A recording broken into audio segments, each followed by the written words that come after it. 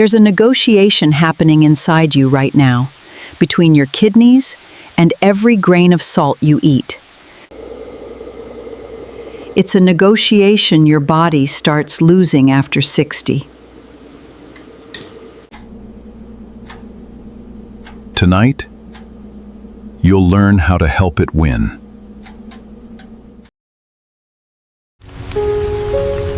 There's a negotiation happening inside you right now, one you've never been part of, between two organs the size of your fist and every grain of salt you've ever eaten.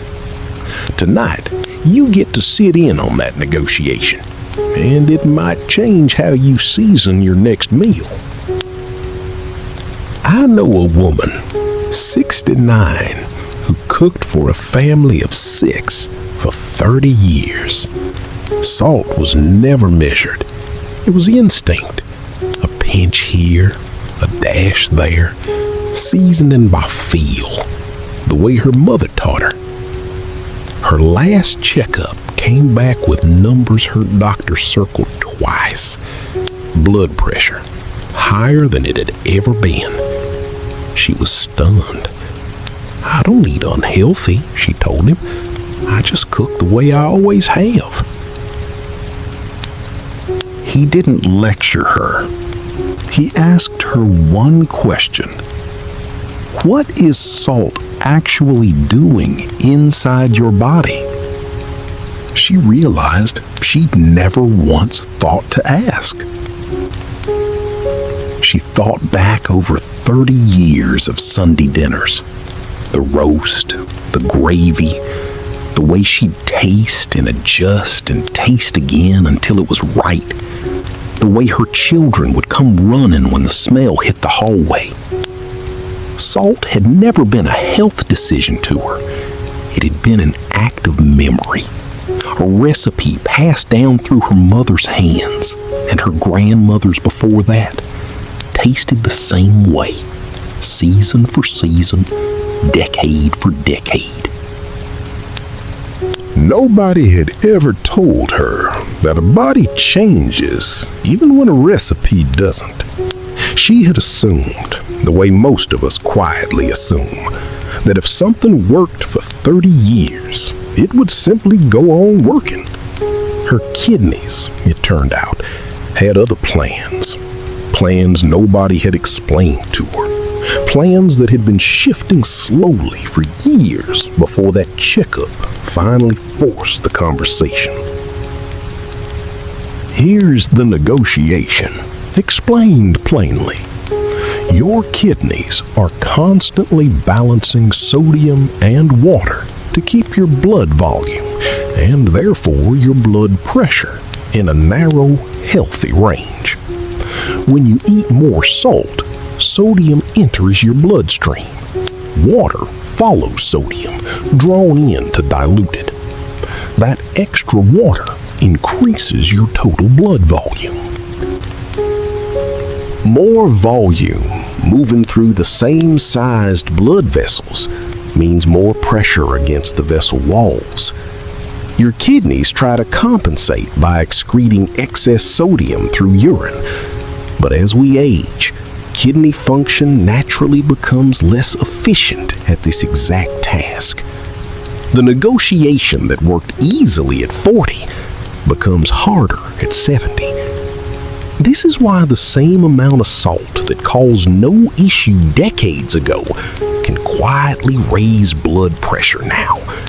It isn't that your body changed its rules. It's that your kidneys have less leverage in the negotiation than they used to. There's a term for this shift: sodium sensitivity. It tends to increase with age, and it isn't uniform. Some people's blood pressure barely responds to salt intake, even into their 80s, while others become far more sensitive in their 60s. Genetics play a role, as does kidney health, as does the simple accumulated wear of decades of blood vessels expanding and contracting under whatever pressure they've been asked to handle. This is part of why two people who eat identically can end up with completely different blood pressure readings. The negotiation is happening differently inside each of them, shaped by their own kidney's history.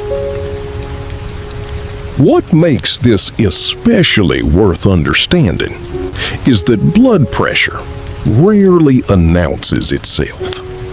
There's no ache, no warning twinge when your blood volume creeps upward. The vessel walls simply absorb the extra pressure, silently, for years.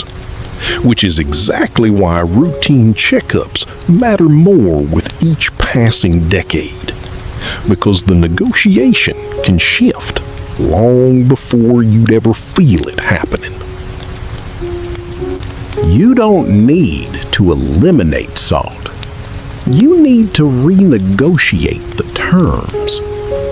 Start by removing salt from the two places it hides invisibly: canned soups and deli meats, before touching your own cooking. That alone often cuts intake significantly. Season with acid instead of only salt, lemon, vinegar, fresh herbs. Your palate adjusts within 2 to 3 weeks. Food that tastes bland today will taste properly seasoned by then. If you cook by instinct like she did, start measuring for 1 month just to see the actual number. Awareness alone often changes the habit. Read labels for sodium content the same way you might already read them for sugar. Many processed foods carry 2, 3, sometimes 5 times the sodium you'd expect from taste alone, because manufacturers use salt not just for flavor, but as a preservative. A soup that doesn't taste especially salty can still carry most of a day's recommended sodium in a single serving. If cooking for a family who's used to your seasoning, introduce the change gradually rather than all at once. A slightly smaller pinch this month, herbs added alongside rather than instead of, so the transition happens across weeks rather than overnight. Nobody has to notice the recipe changed. They only need to notice it still tastes like home. But there's something underneath the sodium and the science. She had cooked with love for 30 years. Every pinch of salt was an act of care, a way of saying, I want this to taste like something worth gathering for. Learning that the same gesture needed adjusting wasn't a rejection of her love. It was an evolution of it. The kindest thing she could do for the people at her table now was to season with the same care, expressed a little differently, because the body receiving that love had changed, even if the love hadn't. She told me later that the hardest part wasn't the lemon instead of the salt. It was accepting that 30 years of doing something one way didn't mean it was still the right way. That love sometimes asks us to relearn the very things we thought we'd already mastered. There's a particular kind of humility in that.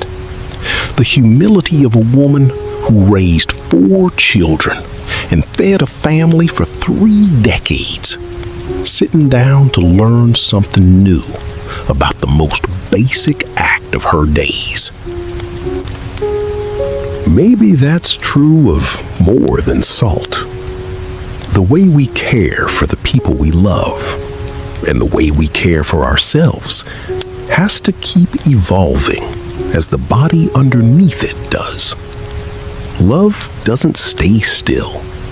It adjusts. That's not loss. That's maturity.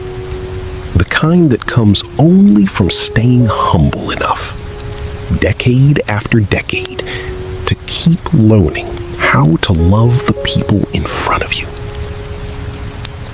As kidneys age, they lose some ability to manage excess sodium, meaning salt that once caused no issue can now raise blood pressure. This shift, called sodium sensitivity, happens silently and differs from person to person. Cutting hidden sodium from processed foods, seasoning with acid and herbs, and simply becoming aware of intake can ease the pressure on that negotiation. This episode reflects personal perspective and general wellness information, not medical advice. If you have hypertension, kidney disease, or are on blood pressure medication, please consult your doctor before changing your sodium intake. Share this with the cook in your family who seasons by instinct. Follow @Art of Aging Podcast for the next story.